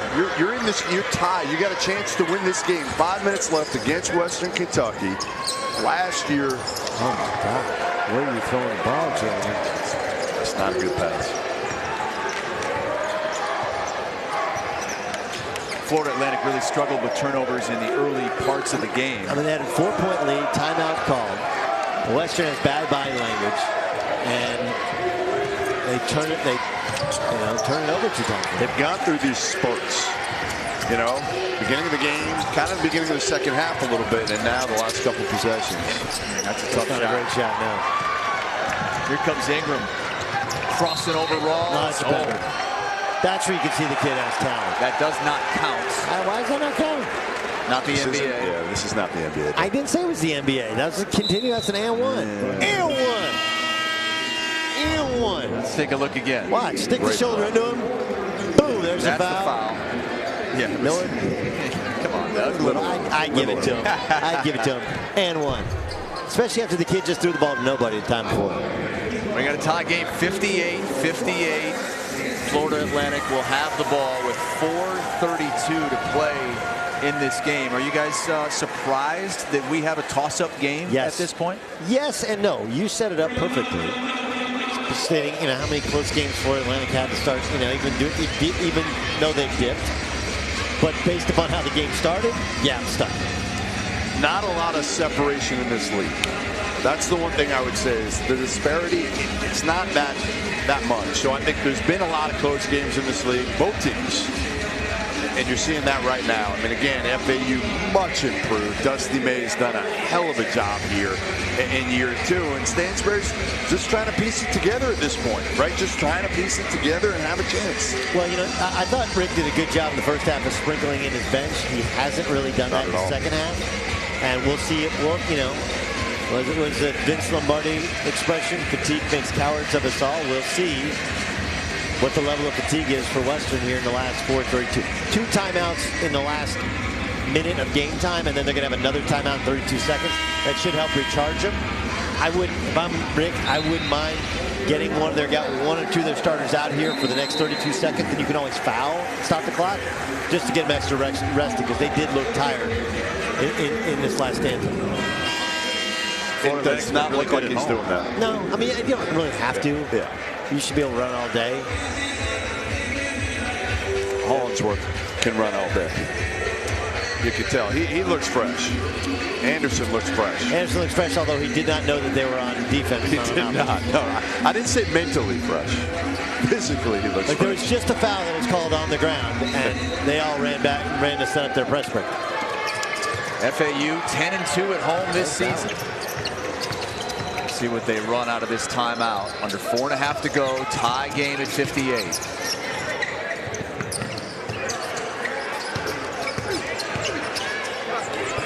And a little jump hook from Alexander Zesevich. That was a called set play. Zesevich can really score with his back to basket. He just took his time and got to that left shoulder and scored over Williams, who's not a shot blocker. There's where you miss Charles Bassett. Yeah. Right there. Savage. Oh, wow, nice floater. Savage. Ingram. Travel. Oh, sidestep from Taylor. Ingram, the rebound putback. How about Jalen Ingram, who nearly lost the ball, kind of overhandling it, but that's a couple good possessions in a row. FAU by 2. They trailed by as many as 12.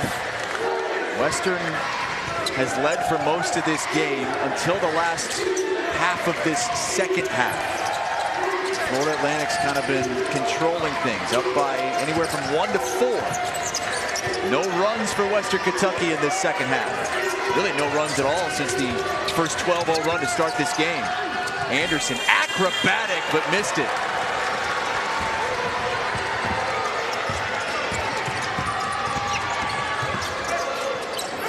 Ingram in the corner.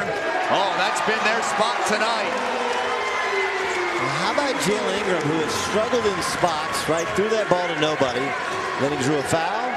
Nice handoff into the post up. Scores on a putback, and then steps into a three. And the Owls up 5. I believe this is their largest lead of the game. 2:30 to go.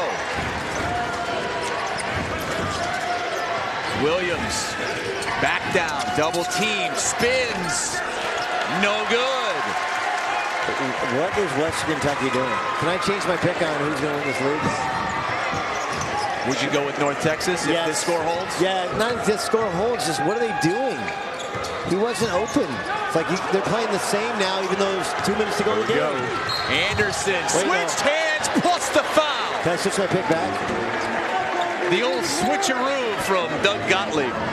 I am nothing if not a turncoat. Anderson poking it from behind. Williams gets it right back to him. And then he just glides through. This might be Anderson's best game of the season. He has 19 points, a chance to make it 20 at the free throw line. That was a big spot. FAU had it up 5. So now you go in, and you're FAU, and you got to figure out, all right, what are we going to do for press break? Because they're going to come out in there 1-2-2, and you're down 3. Now, full disclosure, you got to make the free throw. You can't press on a miss. You know, Skip Prosser used to press on a miss, the late great coach at Xavier Wake Forest. You know, West Virginia, when they were pressed Virginia a couple years ago, but outside that, you're not pressing. So first you got to make the free throw, then you got to step and press your Western. If you're FAU, let's make sure we know what we want. I would attack that press and try and score, but I would change their look because Western's been giving them fits. Yeah, I mean, there's plenty of time left. Plenty of time. Yes, but I want to, if you're going to overextend yourself defensively on a 1-2-2 press, which is really top heavy, and the middle is wide open. You know, what I want to do is I want those 2 wingmen that are all the way down the floor either to get to the corner and stretch that press out, and then have somebody flash up into the opening in the middle. Got to make the free throw to set up that press, and Josh Anderson will try to convert the 3-point play when play resumes. Don't forget that Stadium is your home for Ring of Honor Wrestling. Check out the latest from ROH Superstars on all Stadium platforms Wednesday and Sunday nights at 8 p.m. and 11 p.m. Eastern Time. Look from high above Boca. We're just a couple of miles from the ocean. Josh Anderson, 19 points to tie his career high, has a chance to set it at the free throw line.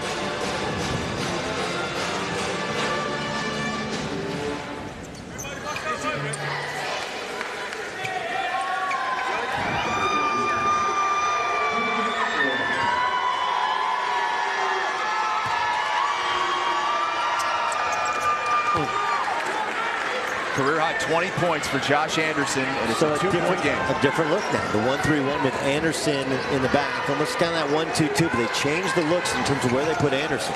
Trying to throw him off. That's because he just covers so much space back there. And they're going to stick in the 1-3-1, now match up to a man. Oh, Savage got his hand on it. Rolls the steal. Anderson trailing. Wild shot. 90 seconds to go. FAU up 2.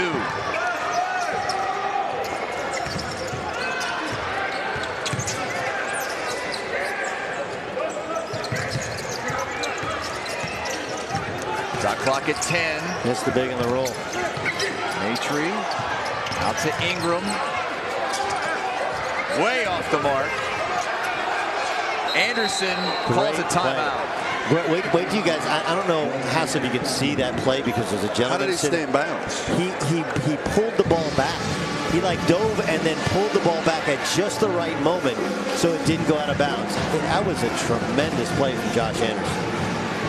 What a night he has had. A career night with a career high 20 points.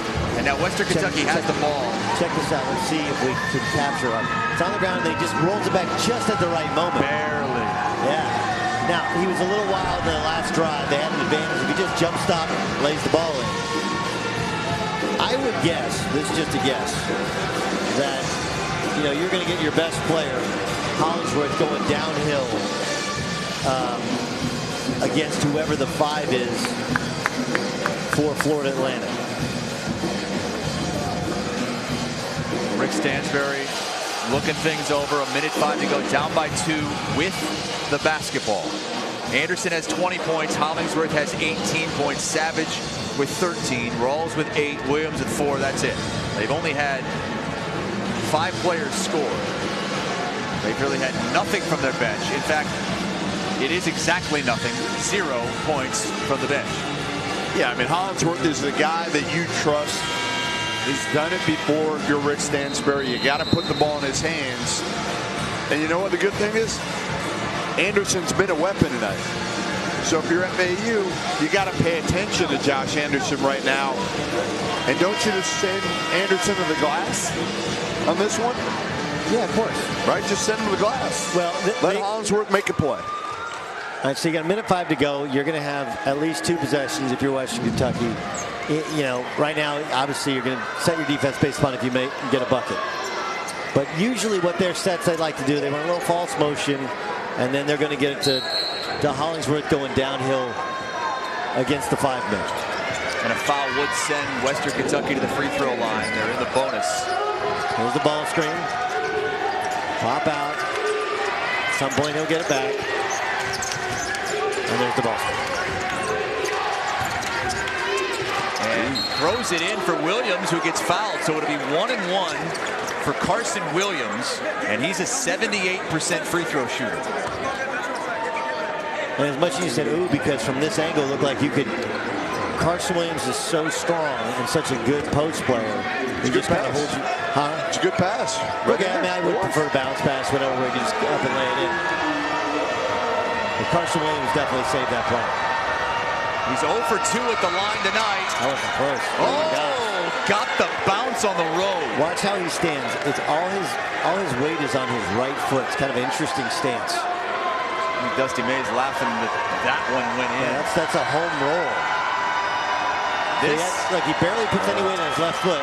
He just shoots off his right foot. And into his he's shooting 79 for the year. No. Yeah. That's not a bad thing. You just can't shoot that way in the perimeter. And we're tied. About a 16-second difference. Shot clock and game clock. You're going to get a 2-for-1 here. And that's not going to happen. They just want to survive the press. Now you should attack, but... Under 30 seconds to go. Western Kentucky's won 5 in a row. Florida Atlantic's lost 3 in a row. That's an air ball, but Ingram, right place, right time. Boy, he's been terrific in the second half. Doing everything for FAU. Well, first, what a cool set that Florida Atlantic. Just a little handoff into a flare screen. Handoff, flare screen. And Jeff, I'm not sure if you're aware of this. Your high school coach told you this. 74% of the time, I was told. The shot from the corner comes off to the weak side wing. The weak 74. 74. And that was a complete air ball right 74% of the time, it happens every time. It's like the Sex Panther of jump shots. Well, Florida Atlantic with 17 second chance points and a 2-point lead on Western Kentucky. It's a full timeout. So now Rick Stansbury, do you do the exact same thing you did last time? As you look at the balanced scoring, 5 players in double figures for Florida Atlantic, only 3 for Western. Yeah, and this time Hollingsworth probably takes the shot. Well, I don't think you have him give it up. I think you attack kind of quickly, because if you miss, then you want to foul relatively quickly. Or get a putback. Okay. And it was not a timeout for Western Kentucky. They were just stopping play to look at the clock. As you look at the big comebacks from Western Kentucky, the largest deficit tonight was 5. They led 12-0. Why are you walking the ball up the court when you're down 2 points? Shot clock off. 10 seconds to go. Hollingsworth left his feet. Well, they're going to say that stays with Western, but they might look at that. I thought Hollingsworth might have touched that last and tipped it out. Stansbury calls a timeout. I'd like to see that again. You will. And again, I think it was deflected. It was the hand on the ball. It was deflected first, but that's clearly off Hollingsworth. Yeah. They're going to overturn that, and that's going to be Florida Atlantic's basketball. With 6.9 to go. Cornelius Taylor, we of course talked about his offense, and his offense hasn't really provided much. But that was an excellent defensive play. You know where you learned that, Doug? At some school I'd never heard of. Lincoln Memorial, Douglas. And now you know it. The rail splitters. Is that right? The rail splitters. Look at you doing your homework. Did a little bit of research before the game. They're still looking at it. It shouldn't take them very long to see that that was off of Tavion Hollingsworth. And this is going to be Florida Atlantic ball with 6.9. Now, there's only 4 team fouls on Western Kentucky. Yeah, that's what stinks about not fouling. So they're going to have to go for a steal. Extremely quick steals. Now, they can go for broke on these, so that's dangerous. But the problem is Rick Stansbury drew up an offensive set, and that was their last time out. And there they just announced it. It is Florida Atlantic ball. Stansbury's stunned, but it's the right call. And sure now you have no timeouts left. I don't believe. We're still showing 1 timeout. But that, I believe, was the last timeout for Western Kentucky. So Stansbury's out on the court. And for a Florida Atlantic crew that comes in losers of 3 in a row, they are actually a pretty good free throw shooting team. 69% on the season. And now Stansbury giving all his directions as Florida Atlantic waits to inbound. They get it in, got a foul. Why are they not fouling? A really late foul with 3.8 left, and that's only the 5th team foul. And why is Hollingsworth not fouling? Or did they call a timeout? They called a timeout before the foul. So still 4 team fouls, and Western Kentucky's all out of sorts. And I think that somebody on that Western Kentucky bench, in my opinion, should have said, hey, coach, this might be overturned. Yeah. You better tell them what to do on defense. They weren't prepared at all. They didn't have any idea that that was a possibility of being overturned. And we're completely unprepared for that. And now again, you're talking 3.8 seconds. Just get fouled each time. Again, only 4 going to be out. Fouls. And you might try and draw a charge, a push off, whatever, where you put your body right next to the guy, and the second he sticks out a forearm into you, you take a dive. Listen, all you got to do is get a good inbound. But you might have to do it a couple times. Right. Well, Michael Forrest did a great job of getting open last time. There's a foul before the ball is inbound. And I think Rick Stansbury actually told the officials that they were going to do that. We want a foul. Now, you got to be careful about doing that too often. They can. Oh, get that. Oh. Uh-oh. What are you hopping up for? You know they're going to foul you. Taylor was. That was a terrible pass. If Anderson was a little bit alert, he gets a steal, and we got a crazy game. Taylor hopped up like he wanted to fight somebody. Like, what are you doing, that dude? would have been a terrible mistake. Nothing became of it.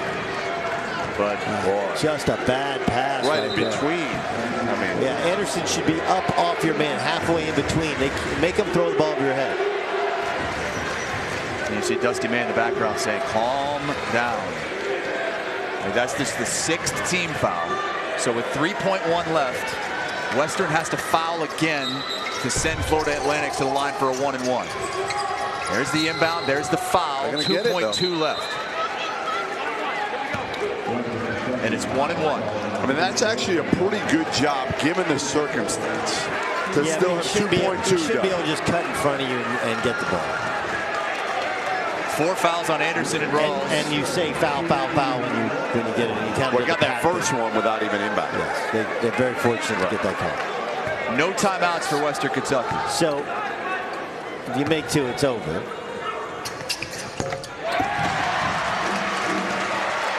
Three-point lead.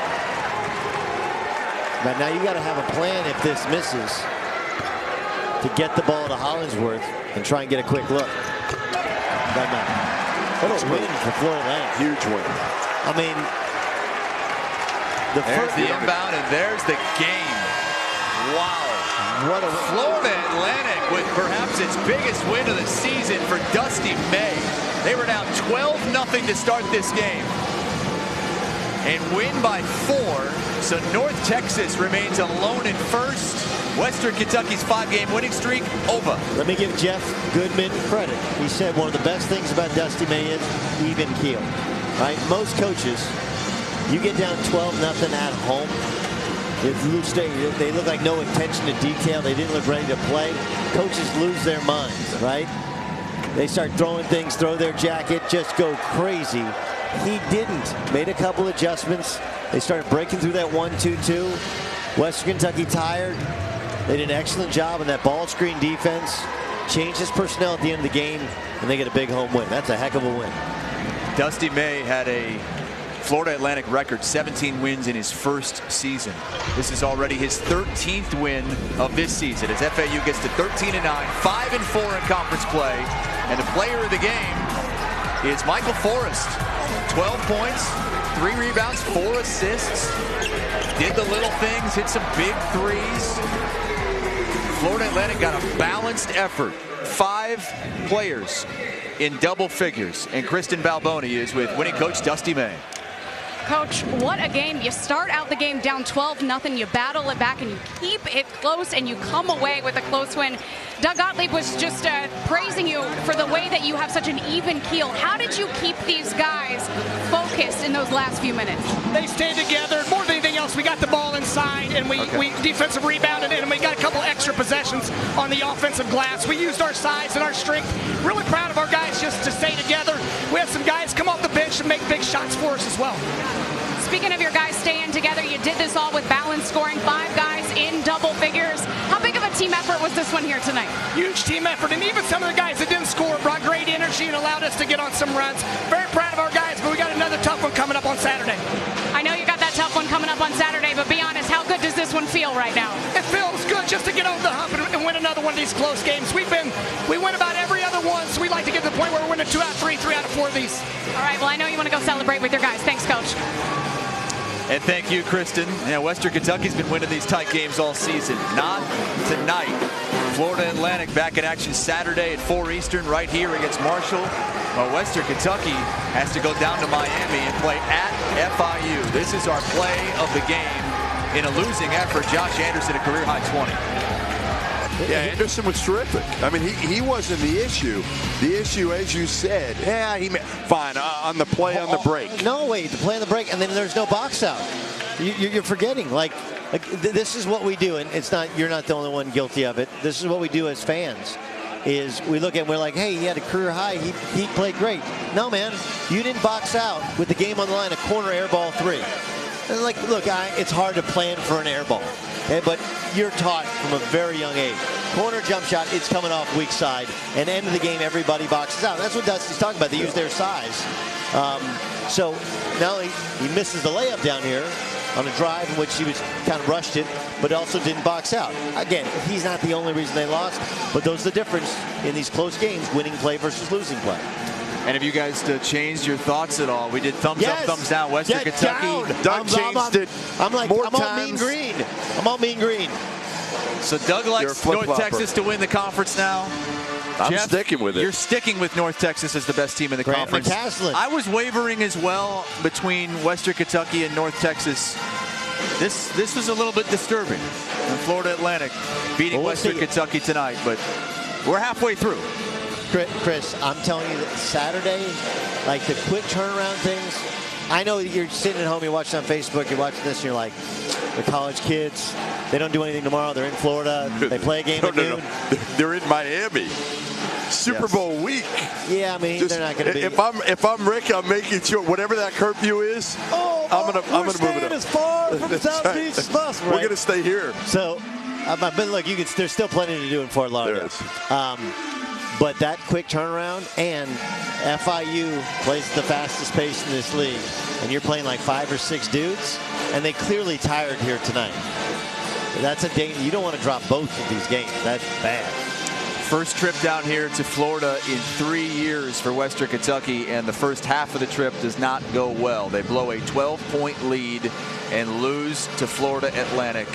And some tough plays down the stretch as well. A call that went against them, an overturn when they thought they were going to have the ball underneath the basket, only down 2. It went to Florida Atlantic, and they still had a bunch of fouls to give.